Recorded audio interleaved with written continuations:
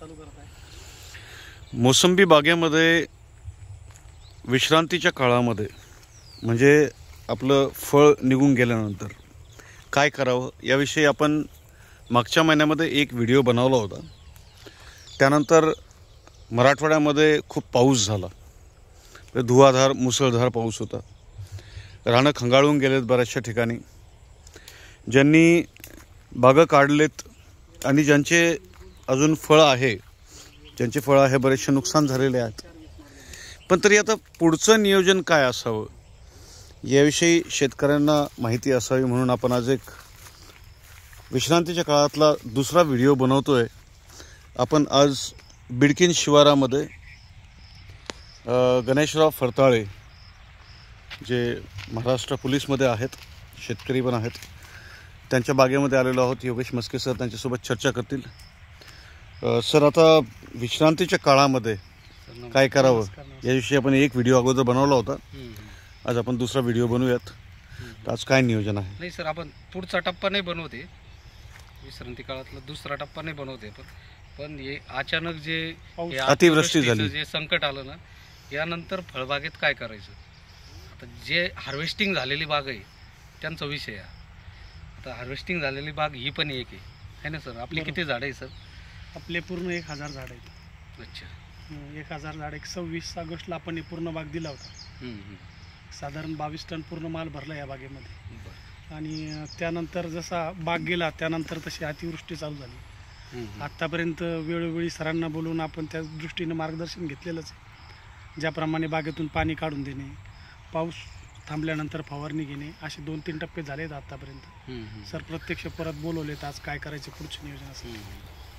आज आता आपण बागेत बघतोय सर, थोडंसं प्रत्येक झाडावरती 25-30% पिवळसरपणा वाढलेला आहे, बरोबर आहे। आणि पाण्यासोबत जो अन्नद्रव्याचा थर होता वरच्या भागातला तो सगळा लिचवड झाला, वाहून गेलेला आहे सगळा तो जमिनीतून। आता आपल्याला आता इथून पुढं सुरुवात करायची। आता जोपर्यंत मधल्या काळात तुमचे फोन आले का म्हटलं वापसा कंडिशन होईपर्यंत आपल्याला काही करता येत नाही बागेत। आता आज आपली थोडीशी वापसा कंडिशन झाली, मूळ आपले थोडे फ्री झाले, वातावरणाचा थोडा बदल झालेला आहे। आता इथून पुढं जे नियोजन करायचं आहे आपल्याला, तर आपण जसं विश्रांती काळातल्या व्हिडिओमध्ये जसं सांगितलं, आपण खताचं जे नियोजन करतो, आपण NPK सोबत सल्फर देतो। त्यामध्ये आता ज्या जमिनीमध्ये जास्त पाण्याचं हे झालेलं आहे, पाणी वाहून गेलेलं आहे या जमिनीमध्ये, त्याच्यामध्ये निंबोळी खत जरी वापरलं तरी चालतं। निंबोळी पेंट प्रत्येकाने प्रति झाडाला 500 ग्रामपर्यंत पडेल असं नियोजन ठेवायचं। म्हणजे NPK सोबतच त्या आपण NPK सल्फर घेतलेलं आहे आपण आतापर्यंत।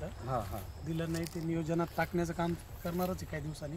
आता हे जे वापसा कंडिशन झाली थोडी, तर आपल्याला ते खत टाकता येईल प्रति झाडाला। जसं आपलं झाड ज्या वर्षात आहे त्याच्यानुसार आपण प्रमाण देतो त्या पद्धतीत आपल्याला टाकायचे, किलोप्रमाणे। किलोप्रमाणे। त्याचसोबत आता वरून जी आपल्याला फवारणी घ्यायची, आता यात समजा खत आपल्याला 1-2-4 दिवस लागतील अजून वापसाने। त्याच्या अगोदर आपल्याला जी फवारणी घ्यायची, तर त्याच्यामध्ये आपल्याला युरिया घ्यायचा आहे 2 किलो 100 लिटर पाण्यासाठी, आणि 250 ग्राम साप घ्यायचं आहे, आणि मायक्रोन्यूटन कुठल्याही कंपनीचं चांगलं घ्या। किती झाडाचं प्रमाण सर? लिटरसाठी 500 ग्राम, 200 लिटर ड्रमसाठी सांगतात। 100 लिटर पाण्यासाठी याचं प्रमाण आहे। युरिया 2 किलो 100 लिटर पाण्यासाठी, 500 ग्राम मायक्रोन्यूटन आणि 250 ग्राम साप हे बुरशीनाशक आहे। मॅनकोजेब मायक्रोन्यूटन कोणतं? कार्बेंडेन हे दोन्हीचे जे कॉम्बिनेशन आहे। आणि मायक्रोन्यूटन कोणत्या कंपनी घ्या, चांगलं घ्या, बरोबर आहे का? त्याची फवारणी करायची आपल्याला। आणि खालून जे टाकलं आहे खत वगैरे, त्यानंतर एक 5 ते 6 दिवसानंतर जसं आपले पाणी वगैरे दिल्यानंतर मग आपल्याला बायोमिक्स, जे परभणी विद्यापीठाचं बायोमिक्स येतं, याची ड्रेंचिंग करायची। याचं एकरी 3 ते 4 किलो 3 ते 4 लिटर लिक्विडमध्ये एकरी आपल्याला ते जमिनीतून सोडून द्यायचं आहे। आणि ज्या झाडांची कंडिशन, सरांचे काही झाडं झालेत तसे 4-5 झाडं आहेत तसे, ज्याची पानगळ खूप प्रमाणात झालेली आहे, झाडावरती पानच राहिलेली। हार्वेस्टिंग नंतर आपण दाखवूयात ना असे झाडं पण आहेत ना, काय समस्या आहे त्याच्यावर आपण काय निदान करणार आहोत। असे काही झाडं समोर इथं पण आहे, त्या बाजूनी 2 झाडं आहेत तसे। या झाडाला अगोदर सर आपल्याला क्लोरो आणि COC याचं पाणी करायचं, प्रति झाडाला 5-6 लिटर पाणी पडेल असं एक नियोजन करायचं। म्हणजे एका लिटरला 3 ते 4 ml क्लोरो आणि 4 ते 5 ग्राम COC म्हणजे ब्लू कॉपर कार्बन ऑक्सिक्लोराईड. हा बरोबर, ब्लू कॉपर. याचं ड्रेंचिंग करायचं आपल्याला. 1 5 लिटर पाणी पडेल झाडाला असं नियोजन करायचं. आणि या भागामध्ये ज्या झाडाला झालं हे ड्रेंचिंग झाल्यानंतर आता ऑक्सिजन चालू झाला त्याच्यामध्ये. हो हो हो.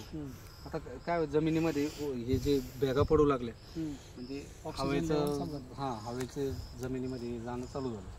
तर हे झाल्यानंतर आपण जे खत टाकणार आहे ते टाकणार आहे या झाडाला. त्याच्यानंतर आपण बायोमिक्स सोडायचे. बायोमिक्स सोडल्यानंतर ह्या झाडाला सर या जिथं जी खराब झालेली आहे तिथं बायोमिक्सचा स्प्रे पण घ्यायचा आहे त्याच्या आवारामध्ये. 1 लिटर. त्याच्या मुळांच्या कक्षामध्ये एक 15 ते 20 लिटर पाण्याला म्हणजे पंपाला 100 ते 150 ml बायोमिक्स टाकायचं. आणि त्याच्या मुळाच्या झोलमध्ये म्हणजे मुळांच्या कक्षामध्ये सगळीकडे आपल्याला बायोमिक्सची फवारणी घ्यायची. मग आता येणाऱ्या काळामध्ये हे कसं रिकवर होतं ते आपण पुढच्या व्हिडिओमध्ये दाखवू सर, आहे का नाही? कारण आता हार्वेस्टिंग नंतर ही अशी कंडिशन आली आहे. हा योगेश सरांनी आपल्याला त्यावर उपाय सुचवलेले आहे. पण निश्चितच रिकवर झाल्यानंतर सुद्धा व्हिडिओ दाखवण्यात येईल. हा पुढच्या याच्यात आपण दाखवू हे जे संकट आले याला आपण काय काय पर्याय केले हे तर आज सांगतोय आपण व्हिडिओ. आणि त्याचे रिझल्ट काय मिळतात येणाऱ्या व्हिडिओमध्ये आपण दाखवू, आहे का नाही? आणि ज्या शेतकऱ्यांचे असं कंडिशन झालेली त्यांनी आपण जे अगोदर जे पर्याय सांगितले ती सुरुवात करावी. दम्मादम्माने मग ते झाडामध्ये रिकव्हरी व्हायला त्यांना ते दिसून जाईल. जी रिकव्हरी होणारी आहे झाडामध्ये दिसून जाईल. सर हार्वेस्टिंग नंतर आता बरेचसे जे फळं थोडेसे खराब असतात तर बागवान त्याला काढत नाही. तर शेतकऱ्यांना आता हे पुढचं विश्रांतीच्या काळातले कामं करायच्या अगोदर त्या फळांचं काय करावं? सर ते तोडावीत, झाडाची तोडावीत. आणि जसं आपण इथं समजा तोडून टाकणं सुरू केलेलं आपल्या शेताच्या बाहेर नेऊन टाकावीत. तिथं आपण अगोदर विश्रांती काळात पण सांगितलं हे काय आहेत नाही इथे पडलेले हे सगळे जमा करून आपल्या बागेच्या बाहेर जाणं गरजेचं आहे. कारण याच्यावरती भरपूरसं रोगांचा प्रादुर्भाव झालेला आहे. आणि तो मुळे वाटे जातो. चालेल सर. आता फवारणी कोणती सांगितली तुम्ही लगेच आपल्याला 1 4 5 दिवसात करण्याची? हा आता मायक्रोन्यूटन ते घ्यायचं मायक्रोन्यूटन युरिया सोबत. फुताळ सर, तुमचा एक शेतकरी म्हणून काय अनुभव राहिला आजपर्यंत मोसंबी बागेमध्ये? मोसंबी बागेमध्ये कसं आहे माहिती आहे का सर, प्रयत्न हे कायम चालू ठेवावा लागतात. आपण आता या झाडाकडे जर बघितलं तर हार्वेस्टिंगपर्यंत हे झाड फळ होते, याला फळ होते, पान होतं. पण काही अतिवृष्टीमुळे म्हणा किंवा मुळ्याच्या कमतरते काहीतरी अन्नद्रव्याच्या आणि कमतरतेमुळे तुमच्या बागेतलं येणारं पाणी सगळं इथंच येतंय. काम जास्त नसतं पण मोसंबी बागेमध्ये ऍक्टिव्ह राहावं लागतं. ऍक्टिव्ह याच्यासाठी की प्रत्येक झाडाला काय डिफिशियन्सी असती ते आपल्याला समजून येत नाही. बऱ्याच गोष्टी आपल्याला ज्ञान असतात पण काही गोष्टी तज्ज्ञांच्या मते केलेल्या बरं असतात. जसं की मी तुमचं मार्गदर्शन घेतो, बरेच सल्ले तुमचे आत्तापर्यंत मला कामं आलेत. त्यामुळं तुमच्या मदतीनं फळबाग सोबती टीम करते मला मदत. सर आमच्याकडून सुद्धा काही शेतकऱ्यांच्या अजून काही अपेक्षा असू शकतात. अशा काय आहेत जे तुम्हाला असं वाटतं की अजून आम्ही करावं? अपेक्षा कसं आहे, आता मला हा टप्पा माहिती नव्हता की आता हार्वेस्टिंग झाल्यानंतर काय विश्रांतीच्या काळामध्ये कामं करावं लागतात. विश्रांतीच्या काळामध्ये जे आपण काम करू त्यावरच आपला पुढचा बाग डिपेंड असतो पूर्ण.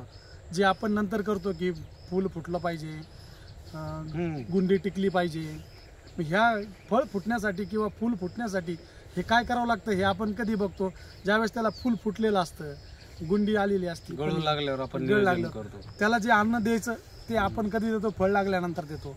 पण विश्रांतीचा म्हणजे जो रेस्ट पिरियड असतो त्या रेस्ट पिरियडमध्ये काय करावं याचं काहीच नॉलेज नव्हतं मला. झाडं आले तसे जगवले तसं चालू होतं. पण आता तुमच्या मदतीनं चालू आहे. यावर्षी पूर्ण चांगला आतापर्यंत टप्पा आलेला आहे आपला. आता इथून पुढे निश्चितच दाखवू तुम्हाला कसं. म्हणजे कळी काढण्यासाठी औषध मारायची गरज पडू नये असं होतं का सर? औषधाने कळी निघते का? नाही, औषधाने नाही कळी निघते. हे एक भ्रम आहे लोकांचा की कळी निघण्यासाठी औषध मारावं लागतं. तसं नसतं, त्याला रेस्ट पिरियडमध्येच काम करावं लागतं. विश्रांतीच्या टप्प्यातच पूर्ण मेहनत घ्यावं लागतं. विश्रांतीच्या काळात आपण जितकी ताकद देऊ आणि तानाच्या काळामध्ये जी 30-35% गळ कळू ज्याने काडी मजबूत होते त्यानंतरच कळी निघते. रासायनिक सोबत सेंद्रियाची जोड घ्यावी लागते. मी असं बाग कोणत्याही एका याच्यावर डिपेंडंट ठेवायचं नाही. सगळं झाडाचा सर्वांगीण जो अन्नद्रव्याचा साठा असतो त्याची पूर्तता करायची म्हणजे आपल्या उत्पादनात आपण व्यवस्थित राहतो, झाडही चांगलं राहतं. तुमचा बेस कसा आहे की पूर्ण अन्नद्रव्य झाडाला गेले पाहिजे. मग ते रासायनिक मधून सुद्धा आणि सेंद्रिय मधून सुद्धा तुम्ही एकाच औषध रिकमेंड करत नाही किंवा सांगताना बी तुम्ही सांगता की तुम्हाला जे चांगल्या कंपनीचं मायक्रोन्यूटन भेटन तेच टाका. त्यामुळे कसं मग आमचा विश्वास बसून जातो का बाबा नाही यांचं एक औषध एक डेफिनेट नाही आहे, तुम्हाला जे भेटेल ते टाका. पण मग ते आम्हाला कळायला पाहिजे की बुरशीनाशक टाकायचं का कीटकनाशक मारायचं, या गोष्टी तुमच्या मदतीनं समजून आल्या बऱ्याचशा. सर दुसरी अजून एक समस्या शेतकऱ्यांची वर्षभरामध्ये आम्ही बघितली की त्यांचं म्हणणं असतं की कळी गळते, गुंडी गळते, फळगळ होते. तर ते तात्कालिक कारणामुळं जास्त होते का लॉंग टर्म कारणं असतात सर? नाही कसं आहे सर, फळगळीचं जे कारण आहे का, फळगळीचं कारण आपण फळ गळाल्यानंतर त्याच्यावर इलाज करायला जातो, पण ॲक्च्युअल ते बुरशी काही अगोदरच त्या जमिनीत असतात आणि त्यांना आपण ॲक्टिव्ह करण्यासाठी म्हणजे मी ज्या चुका केल्या, मी मशागत केली वेळेवरती, त्याच्यावर त्या बुरशींचा नायनाट केला नाही आणि नंतर मग पाऊस जास्त झाल्यानंतर त्या जागृत झाल्या आणि मग फळगळ झाली. अचानक काहीच होत नाही, त्याला अगोदरच प्रतिबंध करावा लागतो. फळगळ, गुंडीगळ, फुलगळ हे जे परिणाम नंतर दिसतात याच्यासाठीच हा विश्रांती आणि ताण या ज्या दोन अवस्था आहे, याच्यामध्ये जर आपण कंप्लीट शेड्यूल केलं तर या पुढच्या ज्या हानी आपल्याला होणार आहे ते इथंच थांबतात. त्याच्यावर आपण 90-95% कंट्रोल मिळू शकतो. आता ह्या झाडावरच्या ज्या बी काय बुरशी आहे, समजा फळगळीच्या असो, पानावरच्या असो, यांची एक स्टेज ठरलेली असते. त्या स्टेजचे 1-10 दिवस अगोदर जरी आपण मदतीनं मार्गदर्शनाने आपण जर ते बुरशीनाशक मारले तर ती लेवल येत नाही, ती कंडिशन येत नाही झाडावर. हा ना, मग ते आता गळीमध्ये आता गुंडी अवस्था असो, फळावस्था असो, याच्यामध्ये अनेक कारण आहे गळीची. कधी कधी संजीवकाची कमतरता, कधी कधी अन्नद्रव्याची कमतरता, रसशोषक किडीमुळं गळ होते, बुरशीनाशक जे बुरशीमुळं जी गळ होते ती होती. कधी कधी आपण अनावश्यक मेहनत करतो, कधी कधी आपलं पाण्याचं नियोजन चुकलेलं असतं. म्हणजे अनेक गोष्टी, आपलं उन्हाळ्यातलं नियोजन वेगळं असतं, पावसाळ्यातलं नियोजन वेगळं होऊन जातं. ह्या अनेक गोष्टी जे डिस्टर्ब करतात त्या शेड्यूलला, आणि त्यामुळं मग ते फळाची गळ ज्या अवस्थेत आहे त्या अवस्थेत ते झाडाला सोडणं चालू करतं. आणि आंब्या बहाराचा माल जर बघितलं तर जवळजवळ तिन्ही सीझनमध्ये वेगवेगळ्या रोगराईंना तो फेस करतो. हो, वेगवेगळ्या क्लायमेटमधून चाललं. म्हणजे उन्हाळ्यात, हिवाळ्यामध्ये त्याची सेटिंग होत असते, उन्हाळ्यात त्याला फळ असतं, फळावस्थेत असतं, त्याला साईज फुगवण करायची असते, आणि पावसाळ्यात गेल्यानंतर त्याला परिपक्व व्हायचं असतं, परिपक्व होऊन हार्वेस्टिंग व्हायची असते. हा, म्हणजे सगळ्या स्टेजमधून जाणारं फळ आहे, त्याच्यामुळे ते चॅलेंजिंगच फळ आहे. त्याच्यामुळे मग आपण प्रिव्हेंटिव्ह कामं केलेली कधी पण बागेमध्ये सक्सेस असतं. कोणतीच गोष्ट अचानक होत नाही, तिला एक कालावधीच असतो.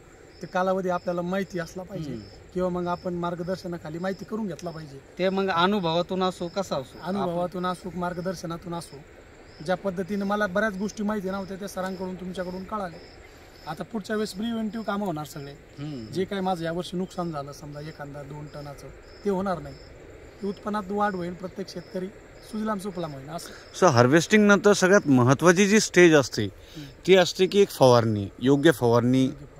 पण बरेचसे शेतकरी असं असतात, आता हार्वेस्टिंग झालेली आहे, आता सरळ तानावर चाललाय बाग. हो ना, मग त्याच्यामुळेच आज आपल्याला व्हिडिओ काढायचा उद्देश होता सर. अजूनच संभ्रमात आहे शेतकरी, काय करायचं. पाऊस होऊन गेला, अशी कंडिशन झाली, काहीचे पानं गळतायत, काहीचं काही भरपूरसे प्रॉब्लेम तयार झालेले बागेत. काही ठिकाणी पाणी साचलेलं आहे अजून. मग त्याच्यानंतर आपल्याला झाड जाऊन नाही द्यायचं, झाड आपलं परत कंडिशनमध्ये आणायचं. तर मग ह्या जे प्रिव्हेंटिव्ह उपचार आपण जे सांगितले त्याच्यापासून सुरुवात करायची आपल्याला. मग नंतर आपण पाणी देऊन नंतर पुढचे स्टेज आपण पुढच्या व्हिडिओमध्ये दाखवू वेळोवेळी. आता याच्यामध्ये काय ग्रोथ होती आपण पुढच्या व्हिडिओत दाखवू परत.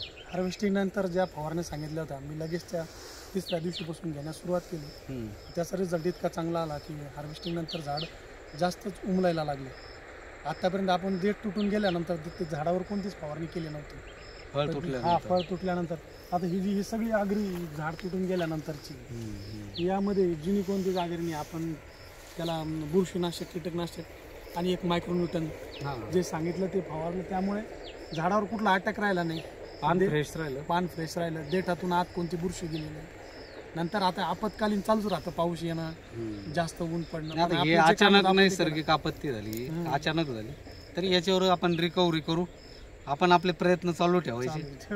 रिकव्हरी. सर या आपल्या 1000 झाडांमध्ये असे किती झाडं आहेत ज्यांना आता आपल्याला अजून जास्त स्ट्रेस करणं जरुरी आहे? पूर्ण 1000 झाडामध्ये माझे 5 झाडं असे आहेत का त्यांना हार्वेस्टिंग नंतर लगेच पानगळ झाली आणि पूर्ण असं म्हणजे मूळ नाही सोडलं त्यांनी, पण पान पूर्ण गळ झाली त्यांची. मग त्यासाठी जे आपण बायोमिक्स वगैरे तुम्ही सांगताय ते करू, आणि नंतरचा व्हिडिओ तर निश्चित टाकणार आहे, आपण त्यांना दाखवणार पण. चालेल. चालतं. धन्यवाद सर. धन्यवाद.